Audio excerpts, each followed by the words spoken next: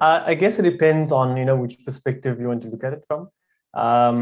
Overall, it's a big problem we do face have a lot of recyclable or plastic produced from virgin material and not from recyclable material. So right now it's at 81% being made from virgin material versus the rest, which is coming from recyclable material.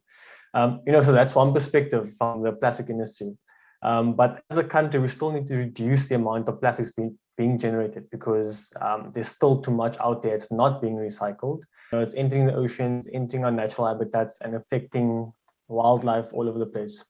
So consumers also need to be responsible for this and change the behaviors and create more simple behaviors like reducing and reusing as well.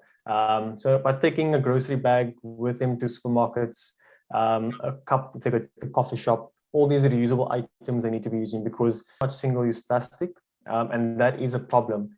And so consumers need to realize, the power do lie with them and that they can also make a big impact with their basic behaviors.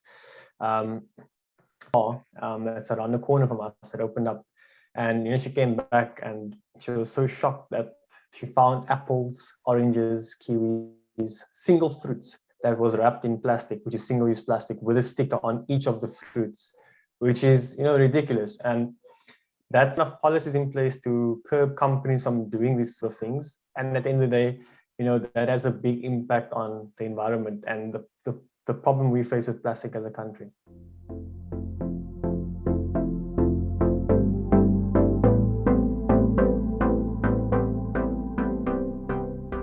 Rimali is basically a virtual currency that we created. And the goal of Rimali, think of it as, discovery miles for the sustainable world, for doing sustainable behaviors. You earn Rimali, and that you can use towards various vouchers on our platform, which is bags for recyclables, etc. And so that's the basic premise around Rimali and how it works. We're trying to release an offline version as well at the moment. And this is really to cater for the residents who don't have access to internet or smartphones, who still want to use it in Rimali. And that will allow them to go to a spaza shop and to redeem their Rimali there. So this is something that's still in progress. And yeah, we also want to perform to get Rimali. So at the moment, it's just when you perform your recycling collection, but we want to allow people to also earn Rimali when they're going to supermarkets to reduce the amount of plastics they create by taking their usable bags with them, their vegetable bags, attending community cleanups, taking a reusable cup to coffee shops. So that's the future we're working towards with Rimali. But at the moment, it's you recycle, you earn Rimali, and you get some rewards for that.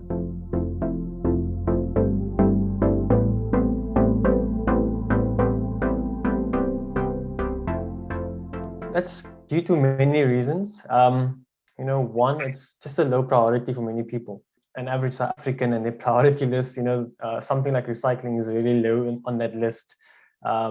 And also it stems from a lack of environmental education, not understanding the impact of not recycling, and what that'll have on our communities and environments. The country, you start to pay for collection service. So, many people, again, are not going to do that because they don't have extra income, even though it's 65 Rand or 100 Rand extra a month.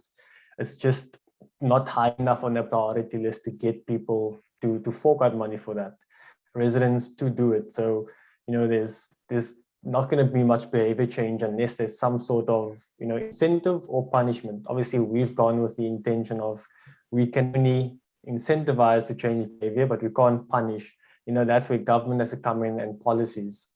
And because even for myself, working in the recycling space, I still get confused. Is this recyclable? Is it not? Because the packaging has become so complex these days. You don't know what is and what's not. And then sometimes companies will put a recycling sign on there, but it's not going to get recycled in South Africa.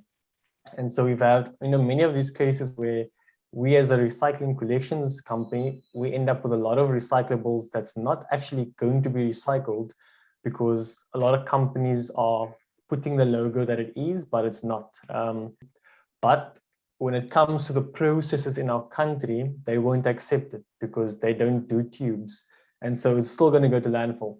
And that's the confusing thing for people, and why they end up also not recycling, because it's just so confusing, because they're getting so much mixed messages from different sides of the spectrum. So yeah, I think those are some of the main points of why people don't recycle in our country.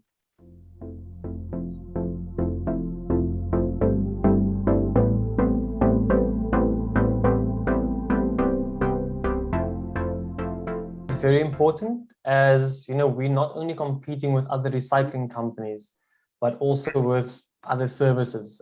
Residents only have so much time in a day, and one of the biggest reasons why people don't recycle as well is that they don't have the time.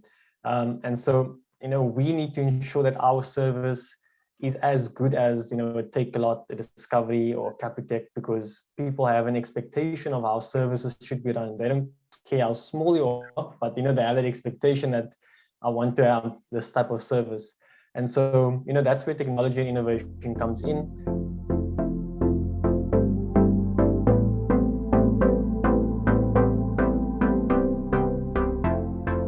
Plans for Regenize, yeah, we have really big plans. On a short-term basis, as I mentioned to you, we are focusing on getting our what we call simplified Rimali, which is the offline version of Rimali. How that works is we partner with local businesses like spaza shops, account to see what's their balance, how much people has bought from them, etc., etc. The residents, it'll be totally offline for them. They will have a QR code which they would use at these spaza shops to redeem the Rimali. So that's one of the next things we're currently busy with, just to make Rimali more accessible to residents. But overall for Regenize, recycling is only the first step into the sustainability journey, and that's what our current focus is on.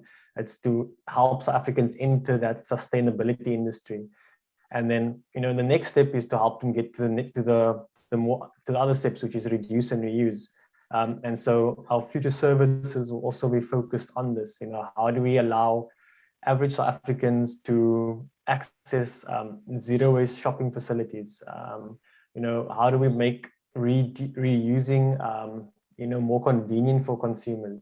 And so these are all things we're thinking of, and services that we plan to roll out in the near future. And then obviously the plans are also to scale all of that across South Africa.